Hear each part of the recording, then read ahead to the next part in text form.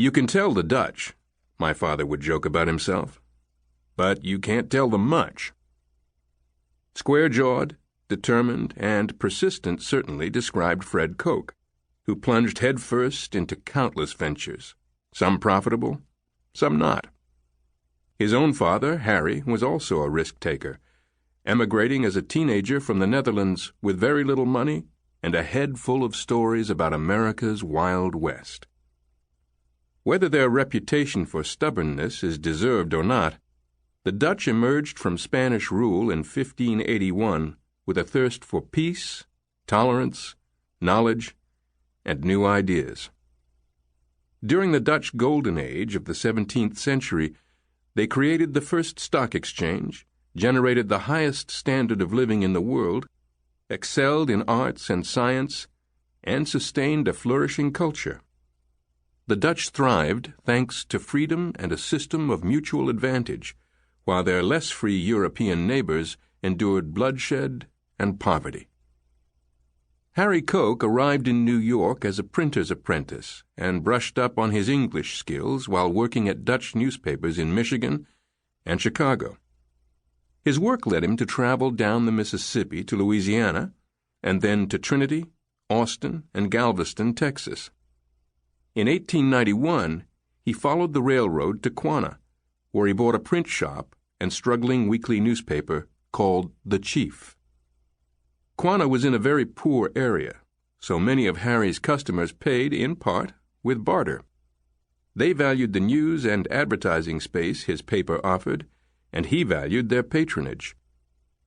In an example of good profit at work, what is now the Tribune Chief is still published today. Harry had a thick Dutch accent and pronounced the name Koch with a soft, guttural ch. The West Texan pronunciation sounded more like a crow's caw. Years later, someone paged my father at a train station and mispronounced his name over the microphone as Fred Koch. My father had never liked the West Texas version, so he adopted that pronunciation on the spot, thereby making a significant contribution to American phonology. Fred played varsity football for Quanah's high school and was an excellent orator and student. He attended the Rice Institute in Houston, an all-scholarship school at that time, where he was elected class president. Always ready to take any risk that might pay off, he transferred to MIT in Cambridge, Massachusetts, upon learning it had created the first-ever chemical engineering program. MIT's tuition at the time was about $300 a year. Before he moved from Texas to Boston, Fred spent the summer mopping decks on a tramp steamer, a merchant ship with no set schedule, sailing between New York and London. Chemical engineering suited Fred Koch.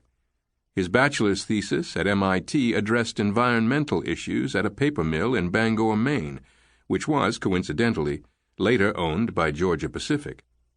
GP sold that mill but still owns the Acme gypsum plant near Quanah where my father held a summer job. The opportunities presented by the Bangor mill, including the profitable recycling of waste products as well as energy conservation, both of which improved the environment, were important to my father and remain important to Koch because they are mutually beneficial to our company and our communities. At MIT, Fred, having been taught by his father to box, became captain of the boxing team, while my mother, a golfer, fly fisher, hunter, and jewelry designer, possessed excellent eye-hand coordination. Fred more than got by on his quick reflexes and competitive spirit. He encouraged all four of his sons to develop some boxing skills. While boxing is one of my favorite Olympic sports, none of us pursued it. My brother Frederick always preferred the arts to athletics, eventually studying humanities at Harvard and drama at Yale. I had some of the most fun of my life playing rugby at MIT on a team that won 2 championships. My brothers David and Bill joined the MIT basketball team. David became its captain and was a small college All-American. In 1962, he set a record by scoring 41 points in one game, a record he held for 46 years. After college, my father got a job with Texaco, then called the Texas Company, as a research chemist at its refinery in Port Arthur, Texas. He then worked briefly as a chemical engineer for the Gasoline Products Company, a leading refinery process development firm in Kansas City. Fred's big break as an engineer came in 1924, when his MIT classmate, Carl Deganal, recommended him for a job designing and constructing a refinery in England owned by Deganal's father, Charles. Like the Kochs, the Deganals had emigrated from Europe in the 1800s and eventually settled in Texas.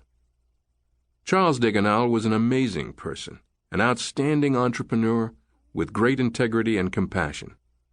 His mentorship of my father, who was a 24-year-old with very little business experience and even fewer connections, changed Fred's life. My father had tremendous respect for Deganal, so much so that he named me after him. That respect was mutual. Fred Koch is the soundest chemical engineer in the world, Deganal wrote years later, with as brilliant a pair of brain lobes as are worn by any young man of my acquaintance. My father gravitated toward quality people and genuinely made a good impression on them, whether it was the wealthy Deganal family or Sterling Varner, whose father and grandfather were oilfield mule contractors. He didn't care about social status. He treated everyone in a manner consistent with his values. It's probably a reflection of his character that good people wanted to be around him too and offered him opportunities for work. In 1925, Fred's MIT experience, brilliant lobes, and way with people paid off again. Another former classmate, Dobie Keith, invited him to join an engineering and construction firm in Wichita, Kansas, which Keith had started with Louis Winkler. Fred accepted, paying $300 to become an equal partner. 3 months later, after Keith abruptly left to pursue another opportunity, the Winkler Koch Engineering Company was formed.